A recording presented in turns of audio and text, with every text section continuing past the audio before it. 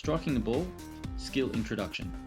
6 players are positioned as shown, with distances between the cones approximately 7 to 8 metres. The passing exercise starts with player number 1 at cone A passing the ball to the feet of the player at cone B. Player B bounces it back to player A, who plays the killer pass to the first player at cone C. This player then moves the ball with their first touch and passes it to the player at cone D, and the same pattern is repeated. All players involved move to the next cone after completing their action. Every 2 or 3 minutes, the coach can change direction so players are forced to use their alternate feet. A variation for this exercise is to use 2 balls starting at opposite ends of the practice. Some possible coaching remarks for this exercise are: more accuracy. Play the ball to your mate's left or right foot. Play the ball with more speed, or communicate and time your action.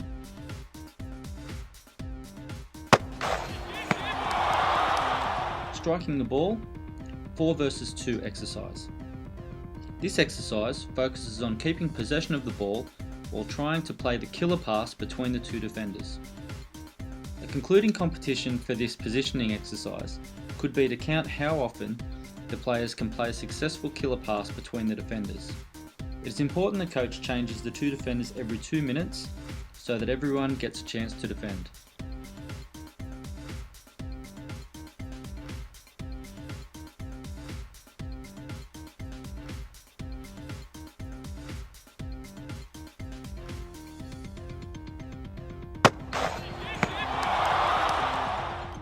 Skill training component.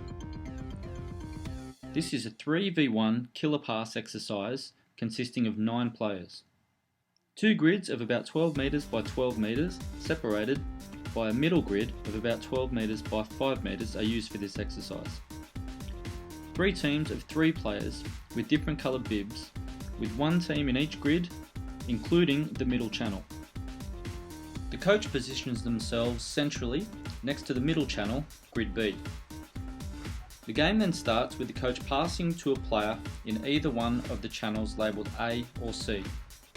At that moment, a player from the middle channel comes into the grid, becomes a defender, to make it a 3 versus 1 exercise. The team in possession must now look for the right moment to play a killer pass through the middle channel to a player on the other side. When this happens, another player from the middle channel becomes a new defender, with the previous defender resting in channel B. If a defender wins the ball in either grids A or C, or the defender intercepts the killer pass in the middle channel, they change grids with the team that just lost possession. To make this exercise either easier or harder, either make the grid smaller or bigger, allow unlimited touches or limit the touches to 2 or 3, allow only on the ground or lofted killer passes, or change the numbers to include either less or more defenders.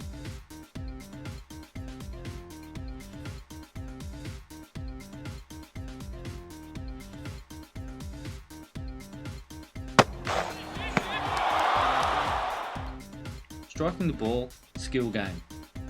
A 5 versus 5 game, including goalkeepers and 2 neutral players, is played on a 40 by 50 metre pitch with large goals.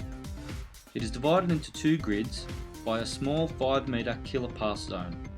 2 defenders plus a goalkeeper and 2 attackers are placed in each half, as well as a neutral player or a joker.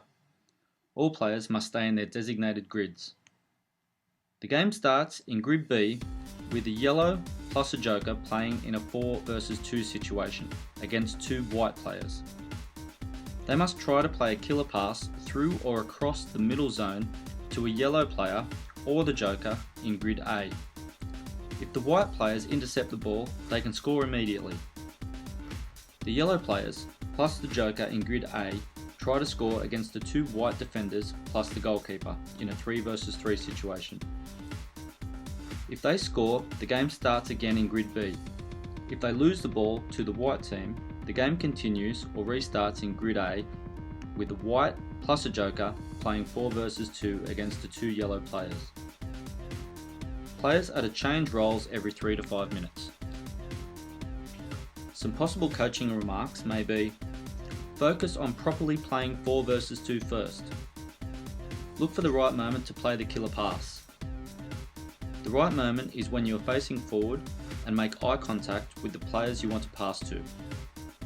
Some steps to make this practice more difficult could be to limit players to 2 touches only in the 4 versus 2 situation, or to take out the jokers and play a 2v2 or a 3v3 situation, including the goalkeepers. Some steps to make this practice easier may be to include 2 jokers per grid, or make grids A and B larger.